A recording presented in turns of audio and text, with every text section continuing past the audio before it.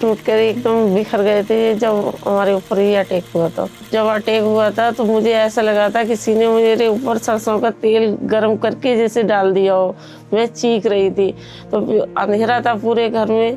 तो मेरे पापा ने हाथ से मेरा चेहरा छुआ कि बेटा बता क्या बात है। जब उनके हाथ जले थे ना तो मेरे पापा भी चीख गए और गांव वाले, मेरे घर वाले सारे लोग चीख निकले। फिर मोहल्ले वाले इकट्ठे हो गए। फिर सारे लोगों ने इकट्ठे करके मुझे गाड़ी में डाल के और मिशन हॉस्पिटल बरेली ले गए।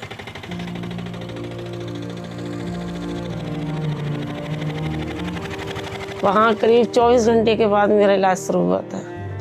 जब तक पैसे का इंतजाम नहीं हुआ था तब तक डॉक्टर लोगों ने छुआ तक नहीं था। और जो मेरे गांव वाले थे उन्होंने चंदा करके और मेरे पापा की सहायता की थी। मेरे घर पे इतना पैसा नहीं था जो हम लोग इलाज करा पाते। मेरे गांव वाले साथ नहीं देते तो मैं आज जिंदा नहीं होती। मेरे पापा के जेब में उस टाइम पैसे नहीं थे। हम लोग सिर्फ 2 टाइम का खाना जुटा पाते, इतना पैसा नहीं था हमारे पास जो मेरे पापा हॉस्पिटल की फीस भर पाते।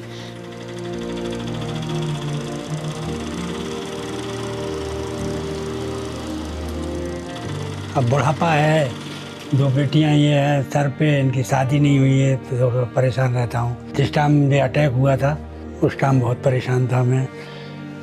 मेरे पास कुछ नहीं रहा था।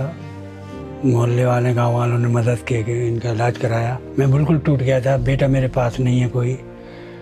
अब बुढ़ापे में मैं क्या करूं? यही बेटियां मेरा सहारा हैं। इन्हीं के सहारे में जी रहा हूं। ये मेरे सहारे जी रही हैं।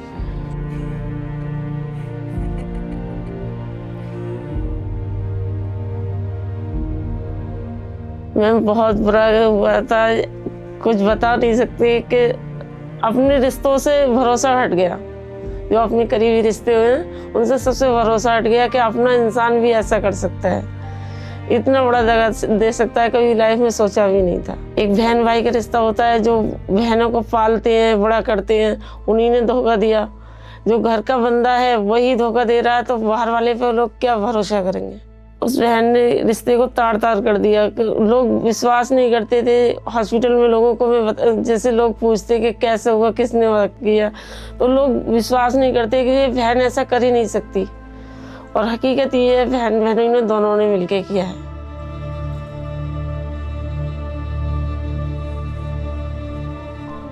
वो घड़ी तो मैं याद करके रूह कांप जाती है। उस घड़ी को जब याद करती हूँ तो मेरी रातों की नींद 15 साल हो गए, आज भी नींद उड़ जाती है मेरी। उस टाइम को मुझे न पूछो मेरे घर क्या हालत थी। एक ऐसा था जैसे मेरी दुनिया उजड़ गई थी इस दिन। मगर मेरे हाथ पैर थक गए, मैं बुढ़ापा है। अब मैं सोचता हूँ कैसे भी ये अपने पैरों पर खड़ी हो जाए और मैं यहाँ से चल बसूँ। अब ज़्यादा टाइम नहीं दिखता तो थोड़ा महसूस होता है कि अगर कोई भाई होता तो थोड़ा सहारा मिलता है। ना कोई सहारा नहीं है।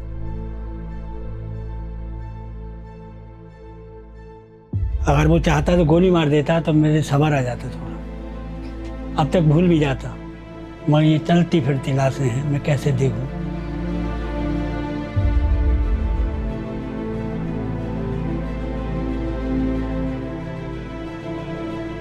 मेरे गांव वाले सारे लोग यही कहते हैं मेरे पापा से कि इलाज मत कराओ, ये बचेगी नहीं। मेरे पापा ने ये कहा था मैं अपने तन की खाल तक बेच दूंगा, मैं अपनी बेटी का इलाज कराऊंगा। मेरे लिए मेरे पापा ने कितनी कुर्बानियां दी हैं, कितनी रातें खोई है, वो मुझे ही पता है।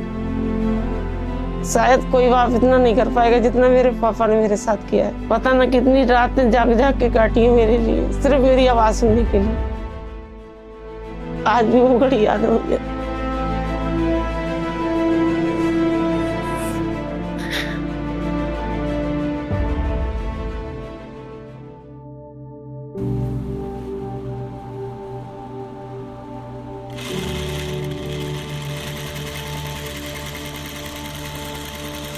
मैं चाहती हूँ कि मेरा एक मुझे रोजगार मिले जिससे मेरे घर गृहस्थी चले, खर्चा चले मेरे घर का।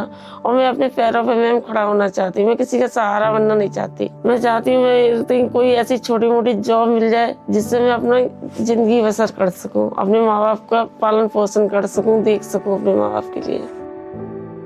बस जो भी लाइफ है वो माँ बाप के लिए, अब कुछ नहीं है। अपनी लाइफ तो खत्म ही हो गई मेरी।